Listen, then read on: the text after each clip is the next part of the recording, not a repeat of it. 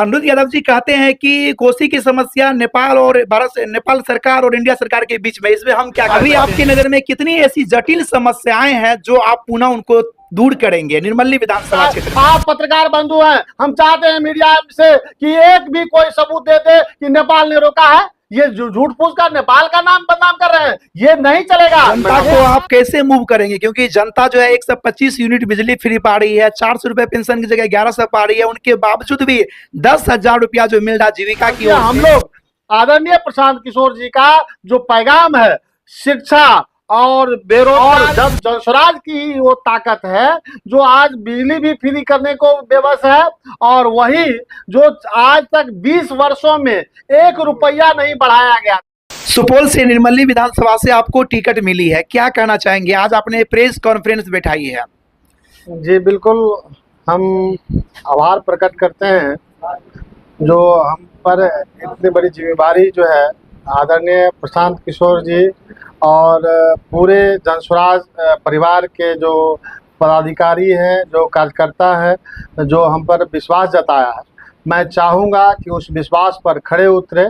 बहुत बड़ी जिम्मेदारी मिली है, बहुत बड़ी लड़ाई लड़नी है, क्योंकि जो स्थानीय जो विधायक है 20 साल से पैर जमाए हुए यहाँ, और वो पूरे व्यवस्था को कुव्यवस्था में परिवर्तन कर चुके हैं। तो उस व्यवस्था को भी सुधारने की जिम्मेवारी जो हम अगर जाते हैं विधानसभा से जनता के आशीर्वाद से, तो उस पर भी हम लोग पूरे ब्लूप्रिंट तैयार कर रहे हैं, और इस पर मजबूती के साथ लड़ाई लड़ने का जो है हम लोग मन बनाए हैं। सुपौल जिला विश्वकर्मा केंद्र माने जाते हैं विजेंद्र मंत्री के द्वारा, तो ऐसे में आपकी लड़ाई जो है निर्मली विधानसभा से खड़ी होने वाली है, क्योंकि वहां जो है अनिरुद्ध प्रसाद यादव जी एक बार नहीं करीब 5 बार से विधायक जीत रहे हैं। क्या लगता है उनको आप टक्कर दे पाएंगे? बिल्कुल बिल्कुल, टक्कर तो हमारी जो है महान जनता क्षेत्र की, जो निर्मली विधानसभा की महान जनता है, और जनता जनार्दन होता है, जनता मालिक है, और वो उब चुकी है, उनके कुशासन से उब चुके हैं। नाम का सुशासन है, और हर मोड़ पर दुशासन बैठा हुआ है, और ये दुशासन को अब समय उनका अंत हो चुका है। 14 नवंबर जो तारीख मुकर्रर की गई है, वो उनकी अंतिम विदाई की समय होगी, और इसमें हम लोग पूरे जिद्दोजहद के साथ, पूरे शिद्दत के साथ अब जो है हम लोग मुंहतोड़ जवाब देने के लिए तैयार हो गए हैं।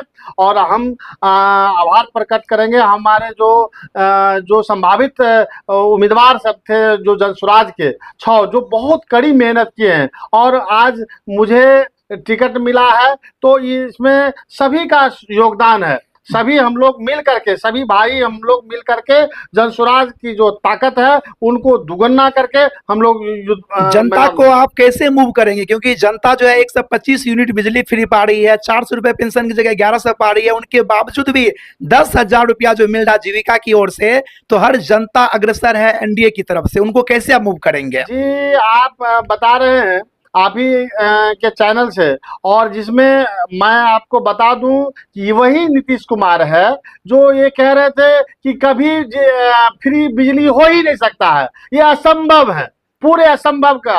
और जब जनस्वराज की वो ताकत है जो आज बिजली भी फ्री करने को बेबस है, और वही जो आज तक 20 वर्षों में 1 रुपया नहीं बढ़ाया गया था, और वो जो है उसको बढ़ा करके 1100। जब हमारी पार्टी ने कहा कि हमारी सरकार यानी जनता का सरकार जो जनस्वराज आएगी तो 2,000 रुपया करेंगे, तो वो जाकर के डर के मारे फिर 1100 कर दिए। ये जनता है, सब जानती है, पब्लिक है, सब जानती है। ये आज जनस्वराज का ही ये दबदबा है, जनस्वराज का ही जो पावर है, जिसके कारण जो है वो लोग अब सोचने पे मजबूर है, और ये यहाँ से नहीं चलेगी। सब जानती है। हम लोग आदरणीय प्रशांत किशोर जी का जो पैगाम है, शिक्षा और बेरोजगारी बहुत बड़ा त्रासदी हो रहा है हम लोग के क्षेत्र में, युवा सब पलायन कर रहे हैं, तो उसको रोकने के लिए एक ठोस रणनीति जनस्वराज बनाएगी, और जैसे ही जनता का सुंदर राज स्थापित होगा तो एक भी युवा को बाहर जाने की जरूरत नहीं है, रोजगार उनको घर में ही मिलेगा। अभी आपकी नजर में कितनी ऐसी जटिल समस्याएं हैं जो आप पुनः उनको दूर करेंगे निर्मली विधानसभा क्षेत्र में? निर्मली विधानसभा मैं आपको बता दूं कि सबसे पहला अगर कोई इसमें है तो ये कोसी के उदर में बसा हुआ है। बिल्कुल, कोसी जो नदी जो है पूरे बिहार का शोक नदी कहा जाता है। और वो शोक नदी ये विडंबना है हम लोग की कि ये दो भाग में बांट चुका है, जो निर्मली प्रखंड और इधर जो सरायगढ़ और राघोपुर प्रखंड, ये दोनों को दो भाग में तीनों को कर दिया गया है। तो मेरा पहला प्राथमिकता होगा कि जो कोसी प्राधिकार जो बना था उसको इम्प्लीमेंट नहीं किया गया, उसको पुनर्वास मिलना था। और जो अभी भी जो बांध के बीच में रह रहे हैं लोग, जिंदगी जिदोजहद की जिंदगी जी रहे हैं, कभी भी पानी आता है हटो भागो भागो भागो रे भागो रे भागो रे ऐसा नारा होता है, लोग त्रासित हो जाता है। ये कुव्यवस्था को हमको खत्म करना है और दोनों बांध को चौड़ीकरण करके, उच्चीकरण करके, बोल्डर से कटिंग करना है। और तिलजुआ खांडो नदी जो कुनोली होकर के जो नेपाल का जो पानी है, जैसे ही अतिवृष्टि होता है तो आकर के पूरे घर, सब घर में पानी घुस जाता है, जल जमाव की स्थिति रहती है। ये समस्या बहुत जटिल है। इस समस्या का समाधान के लिए ठोस रणनीति और पूरे विधानसभा में इस बात को प्रमुखता से रख करके उनको जो है दूर कराया जा सकता है, जो कि हमारा विधायक आज तक एक भी वर्ड जो जाकर के विधानसभा में हमारी क्षेत्रीय समस्या को नहीं रख पाया। ये सबसे बड़ी विडंबना है। और जैसा ही जनता का सुंदर राज, जैसे हम लोग अगर जाते हैं जनता के आशीर्वाद से, तो ये पहला कार्य हम लोग उस पर करेंगे। अनिरुद्ध यादव जी कहते हैं कि कोसी की समस्या नेपाल और भारत से, नेपाल सरकार और इंडिया सरकार के बीच में, इसमें हम क्या कर सकते हैं? कहीं आपको सत्ता मिल गई, आप भी ऐसा कहेंगे बाद में तब?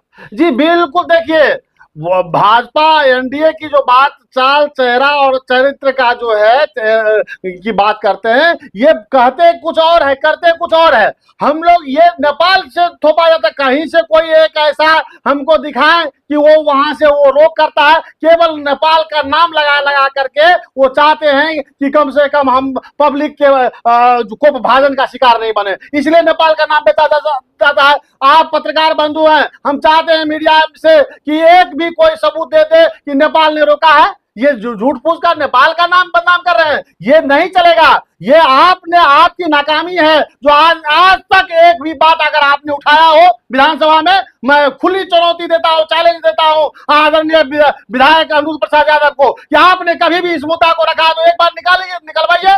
और आप गुमराह करना बंद कीजिए। 20 साल हो गया आपको इस क्षेत्र को जो है दब्बू बनाने, इस क्षेत्र को जो है आप दोहन शोषण का माध्यम संसाधन बना चुके हैं।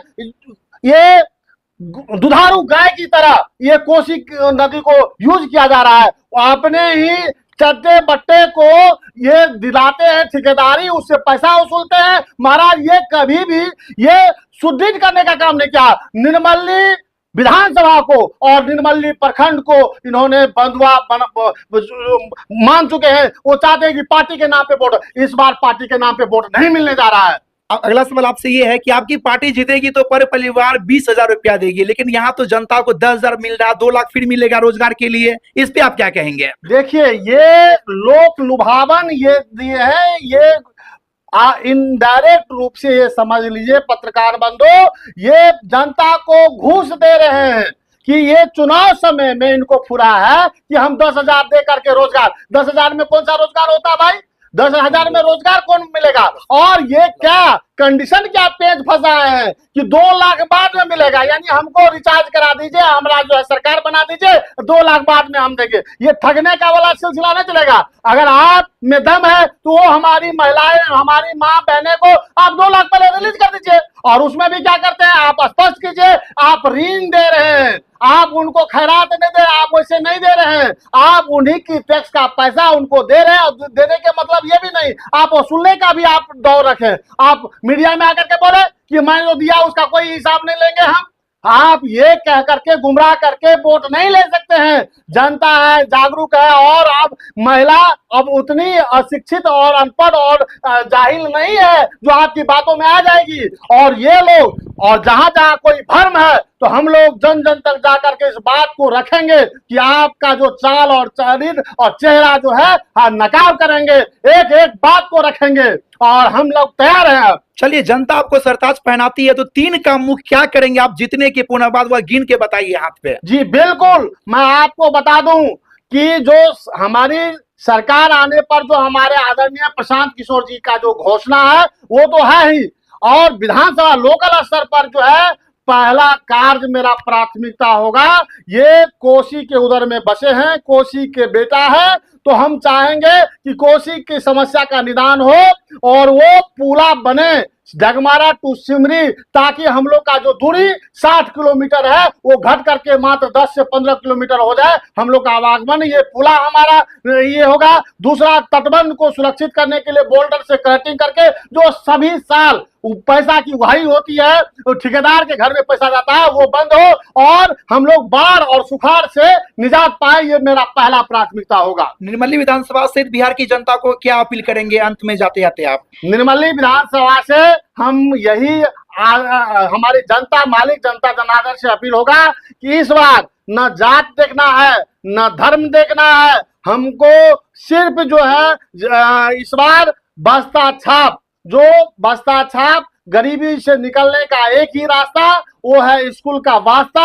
ये वो स्कूल की वास्ता को जो है बटन टिप करके जो है विधानसभा भेजिए। आपका बेटा, आपका भाई निश्चित रूप में विधानसभा में आपकी जो समस्या है उस समस्या को वहां प्रमुखता से रख करके जब तक निदान नहीं कराएगा तब तक छोड़ने वाले में से नहीं है। आपका परिचय? मेरा नाम राम प्रवेश कुमार यादव, प्रखंड प्रमुख निर्मली, अभी प्रत्याशी जन स्वराज पार्टी से निर्मली विधानसभा से, और मेरी धर्म पत्नी जो है जिला पार्षद है सुनीता यादव।